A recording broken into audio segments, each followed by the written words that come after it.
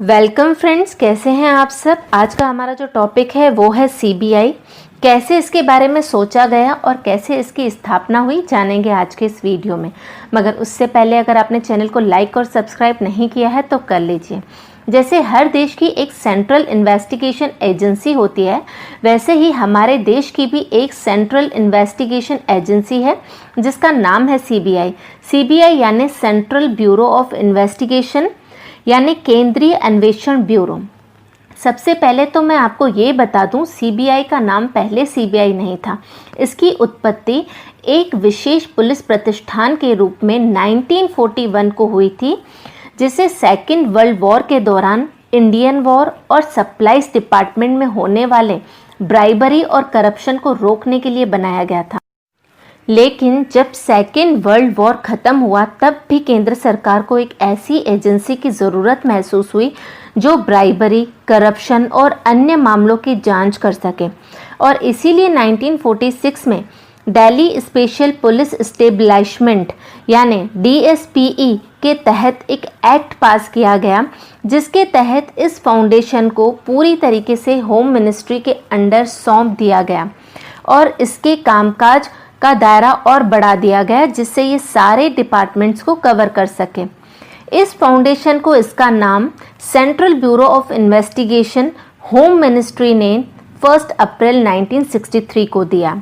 इसके founding director थे DP Kohli, जिसने 1 अप्रैल 1963 से 31 मई 1968 तक कार्यालय का संचालन किया था।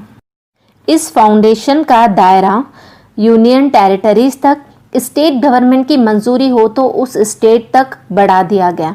जैसे जैसे पब्लिक सेक्टर्स बढ़ते गए उनके एम्प्लॉयज़ तक, और 1969 में बैंक के नेशनलाइजेशन के बाद उनके एम्प्लॉयज़ तक भी सीबीआई का दायरा बढ़ गया।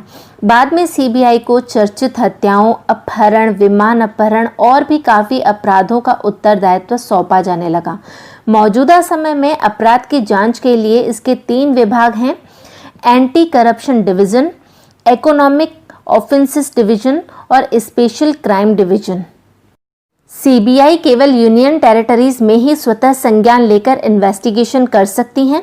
बाकी अगर किसी राज्य में कोई अपराध होता है तो सेंट्रल गवर्नमेंट सीबीआई को उस केस की इन्वेस्टिगेशन करने की परमिशन दे देती है, अगर वो राज्य खुद भी इसमें सहमत हो।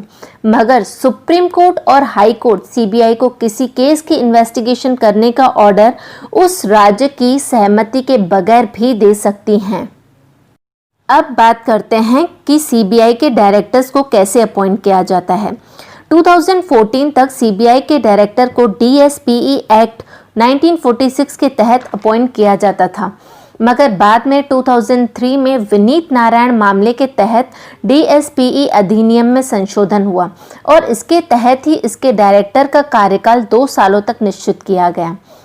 2014 में लोकपाल अधिनियम में सीबीआई डायरेक्टर को अपॉइंट करने के लिए एक समिति का गठन किया गया, जिसके अध्यक्ष प्राइम मिनिस्टर हैं और जिसके और सदस्यों के तौर पर विपक्ष के सबसे बड़े नेता, भारत के मुख्य न्यायाधीश या सुप्रीम कोर्ट के न्यायाधीश हैं।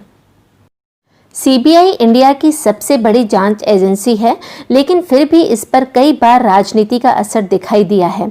बफोर्स घोटाला, हवाला कांड, संत सिंह चटवाल केस, भोपाल गैस कांड, आरुषि हत्याकांड, ऐसे काफ़ी केस हैं जिस पर सीबीआई की जांच में देरी के चलते तीव्र आलोचना हुई है।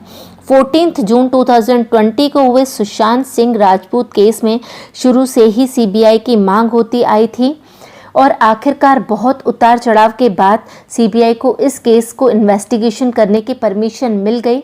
अब देखना ये होगा कि इस केस में सीबीआई अपनी क्या रिपोर्ट देती है। तो कैसा लगा आपको आज का ये वीडियो, कमेंट बॉक्स में ज़रूर बताएं। वीडियो अच्छा लगा हो तो ज़रूर शेयर करें और बेल आइकन को भी प्रेस कर दीजिए अगली अपडेट के लिए।